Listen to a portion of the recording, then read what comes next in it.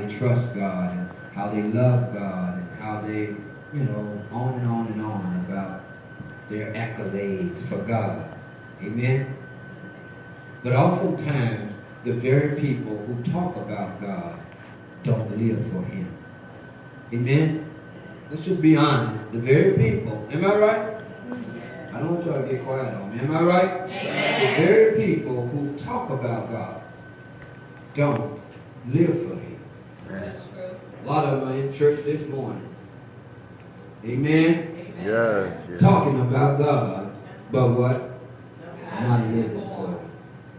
So in this sense, we come to that point, and it is not oftentimes that it is by their own accord. Sometimes it is simply by a burden of mind, a stumbling block in the mind that they cannot overcome. Amen. Something in the way that is mental. Right. Amen? Amen. See, your mind can play all kinds of tricks on you. Your mind can become a mental block to your future. Amen. Your mind can become a mental block to everything God has in store for you. Amen. Your mind can cause you to do things, see things, believe things that don't even exist. Amen. That's the truth. Your mind. Amen. Your mind. Bound by what? My own Your own mind. Uh-huh.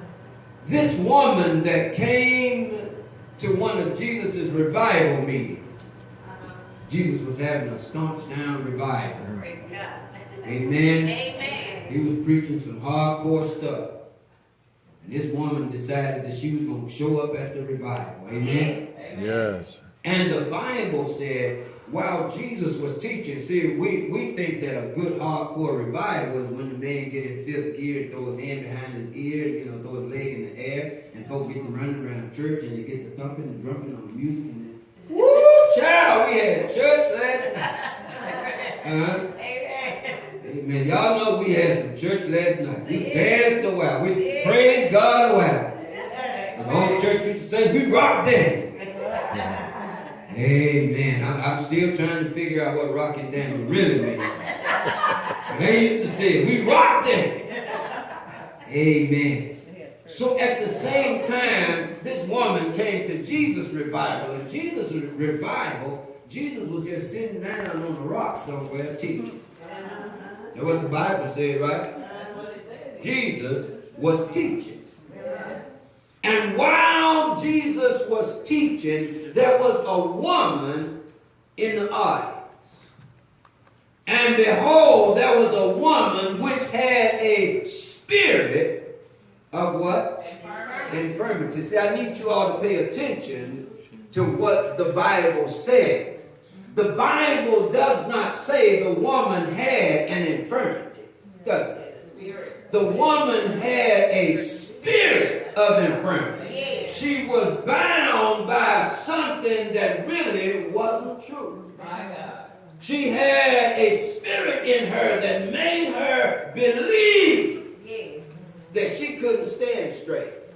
That made her believe that she had some ailments in her body that the Bible said kept her bent over for 18 years. And I'm pretty sure she was probably a regular attender to the synagogue meeting.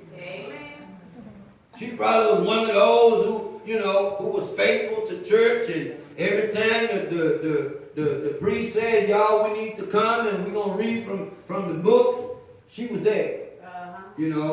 All about over. She couldn't sit down because they ain't had no church. They ain't had no seats in the synagogue. You stood and heard the reading of the word. Am I right? Praise God.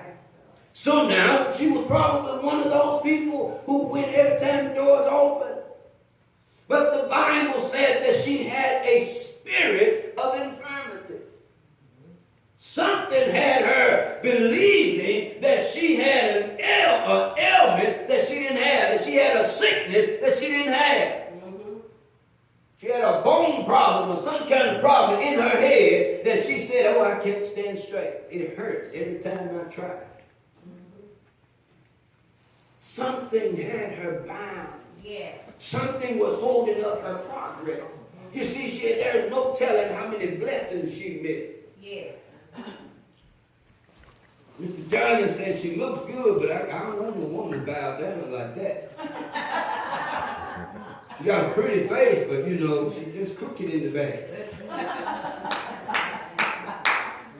Huh? Yeah, you better walk straight. Better stand up straight.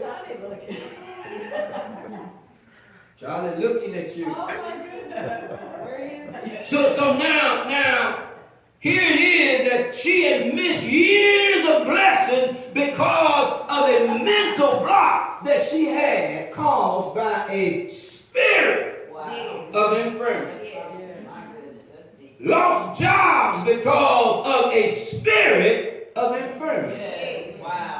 Living on welfare because of a spirit of infirmity. Eating the hand-me-downs and the leftovers because of a spirit of infirmity. Mindless to say that we're looking at a woman in her condition, but how many of us are just like that woman? Different spirit, same situation. Different circumstance, same spirit. Bound, held up, no progress, no success, no forward motion, no blessing on this side, no blessing on that side. Stuck in the waters where we are. We're in 1 inch deeper water and we're still drowning. How is that possible? Bound by your mind. Bound by your mind. It's all a matter in so many of our circumstances that God is trying to free us and let us go and let us realize that you haven't reached the heights nor the loft that I've got for you. But I need you to free your mind. Free your mind. And if I can get you to be free of mind, then I can begin to sow something into you that can bless your spirit. Yes. If you're bound by the mind, I can't get your heart to change. If you're bound by the mind, I can't get the blessings to flow through you. I remember my father used to say, if you have some in your hand and you close your hand, you can't get anything else in. That's right. You got to let go of what you got in order to get something else. But if your mind don't let you, you're going to hold on to what you got and you die with it without ever reaching the blessing that God's got for you. Amen. Wasn't God's will for this woman to be bowed down 18 years because that's not how he created us. Tell your neighbor and touch your neighbor and tell him walk correct. Walk correct.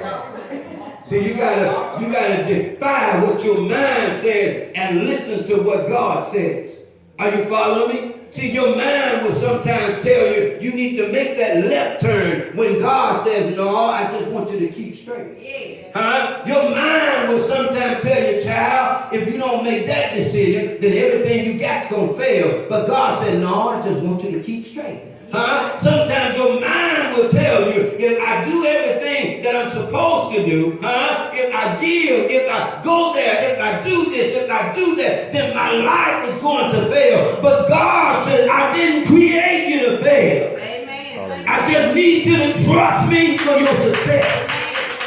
Hallelujah. Get over your mind. Sometimes you know how some folk are, they go look in the mirror and they think they all that. I know I look good. Huh? If you got a problem, if you have some kind of deficit, I think you probably should say that maybe every now and then. But if you okay and you're just confident in who you are and don't get all spiced up about it, don't get no attitude about it.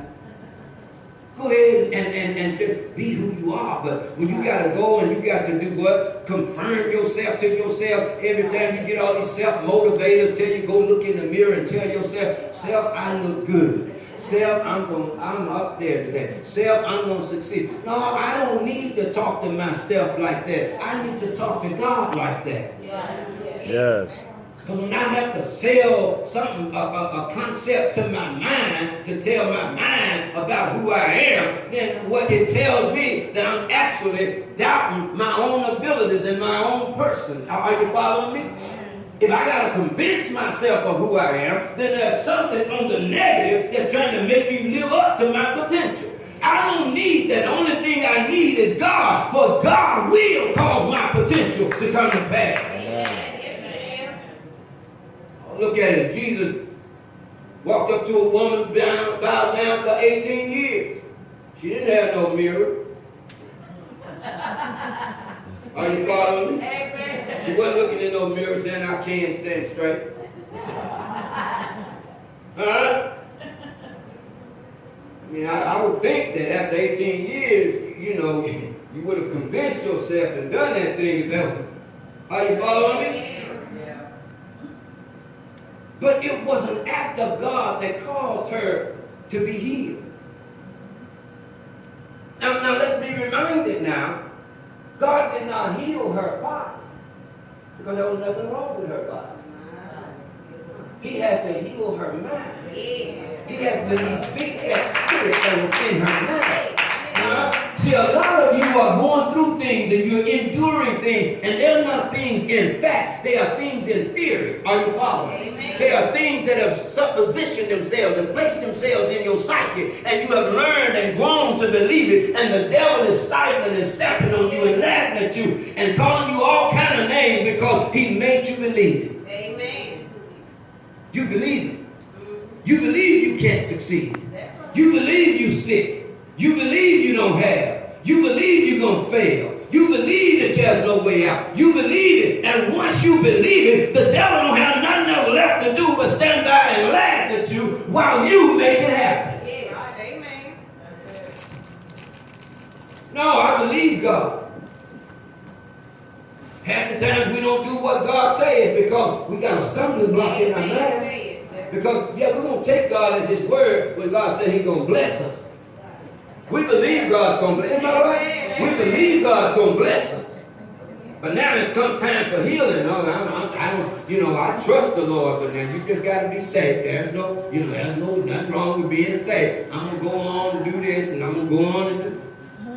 If you trust God, trust God. Amen. That's right. Yeah.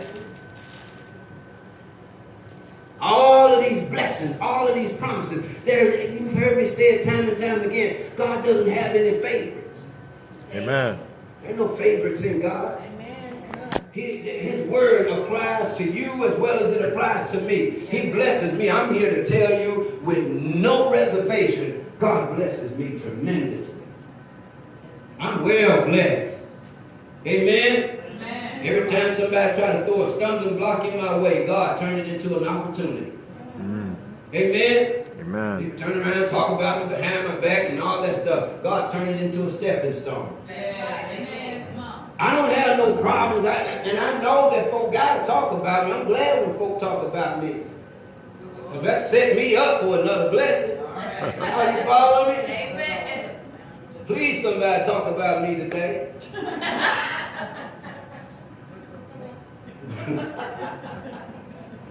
Going around looking for enemies just so I can give me a blessing.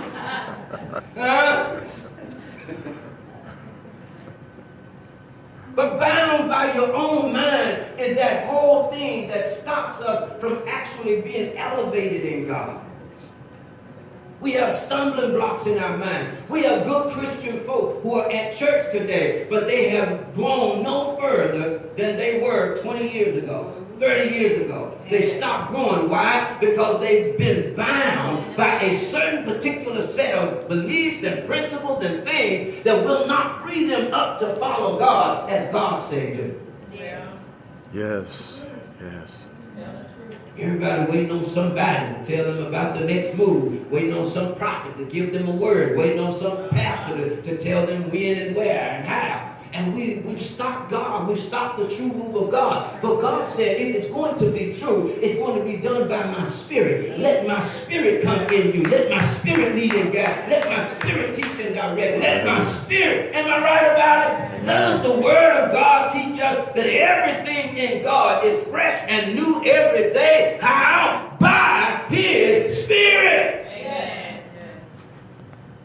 sitting up here waiting on, here you are, you waiting on me. I might not want to talk to you today. What you talking about? I may not want to have a word to say. I may not want, are you following? Yes. But if you are